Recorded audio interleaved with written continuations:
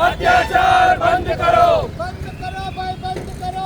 अत्याचार बंद करो जय जवान जय किसान जय जवान जय किसान ગુજરાતના હળદદમાં પોલીસ તંત્રે ખેડૂતો પર અત્યાચાર કર્યો હોવાના આક્ષેપ સાથે આમ આદમી પાર્ટી દ્વારા સમગ્ર રાજ્યમાં વિરોધ પ્રદર્શન યોજાઈ રહ્યા છે, જે અંતર્ગત ભરૂચ જિલ્લા આમ આદમી પાર્ટી દ્વારા પણ વિરોધ પ્રદર્શન યોજાયું હતું, જેમાં આપના આગેવાનો અને કાર્યકરોએ કાળો દિવસ મનાવ્યો હતો। આપ દ્વારા પ્લેકાર્ડ સાથે વિરોધ નોંધાવાયો હતો।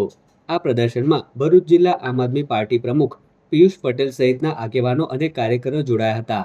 આપના આગેવાનો દ્વારા આક્ષેપ કર્યા હતા કે ભાજપ સરકારના ઇશારે પોલીસે ખેડૂતો પર દમન ગુજાર્યો છે। પોલીસે લુખ્ખા તત્વો પર કાર્યવાહી કરવી જોઈએ, તેના બદલે ખેડૂતો પર લાઠીચાર્જ કરી અને તાનાશાહીનું પ્રદર્શન કર્યું છે। બોટાદમાં ગઈકાલે જે ખેડૂત પર અત્યાચાર કરવામાં આવ્યો, પોલીસ દ્વારા ભાજપના ઇશારે જે રીતે ટીયર ગેસ છોડવામાં આવ્યા, જેવી રીતે લાઠીચાર્જ કરવામાં આવ્યો, એ ખૂબ દુઃખની બાબત છે।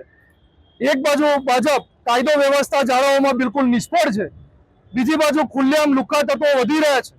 પોલીસનું જે કંઈ પણ કાયદાકીય જે વલણ છે એ ખરેખર લુખ્ખા તત્વો ઉપર હોવું જોઈએ, પરંતુ ભાજપનો હાથો બની અને આજે જે પોલીસે જે રીતે વલણ કર્યું છે એ ખૂબ એક નિંદનીય બાબત છે।